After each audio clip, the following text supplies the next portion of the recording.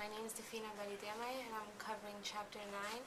Sachs believed that governments can adapt strategies to accelerate their nation's economic growth and their ability to tap into global advances in technology.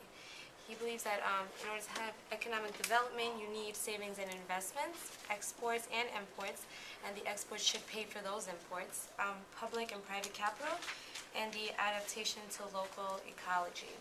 For the private and public aspect, in order for countries to grow, both of them have to share a responsibility. It's not just left on one side. Both of the investments and the savings should come from both sides. And the government should provide for the long-term economy growth by making sure that the social and the physical infrastructure are in place and working efficiently. Governments need to also make sure that the basic conditions of a functioning market are in place. In order to have economic development, you need to minimize violence and lawlessness. There are different types of economies, and one of them is the subsistence economy, which is low on agricultural productivity, poor coverage of public services, of infrastructure, small amount of exports, because there's no income there, so there's little in savings. Most of the money is used for basic needs, and of course there'll be very little to invest.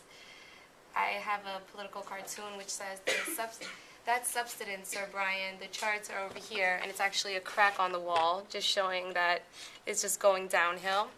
And another type of commercial economy, another type of economic growth. So as you leave out of that type of economy and move further up towards economic growth, you come into a commercial economy, and that's where urban and rural societies put money into the economy. So here's another political cartoon I found. It says, if we all feed the banks enough dollars, something good is bound to come out the end eventually.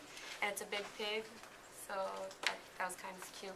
And if you're moving up in the economy, there's the emerging market economy, which has growth in exports and domestic savings. And they export manufacturers and services, including industrial products, information-based services, and construction services. And then I have handouts, but there's a circular flow of the way the money and the goods circulate in that economy. And then there's the technologically based economy, where more than 30% of the population is educated at a university level, and public financing of scientific studies is allowed. There's extensive private sectors led to research and development, and sophisticated information-based society. And this is one of the last major steps to becoming a high-income economy. Now, geography helps shape the success and failures of a country. Now, there's the agricultural productivity, which depends on ecological factors. Some parts of the world have deep and nutrient soil, whereas others are burdened with droughts, poor soil, limited access to different areas. And that can actually be seen as like Asia and Sub-Saharan Africa, where it's two different types of worlds, really. And then there's another key step is energy and minerals. Now, there's countries that are rich in minerals, and so they already have ready exports to send out. So that's kind of like guaranteed money into their economy. And then there's the energy factor, which places energy gives you a better advantage over like the energy scarce economies.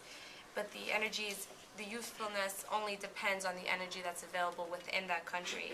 So countries lacking key energy resources can import their energy needs as long as they earn enough foreign exchange through exports.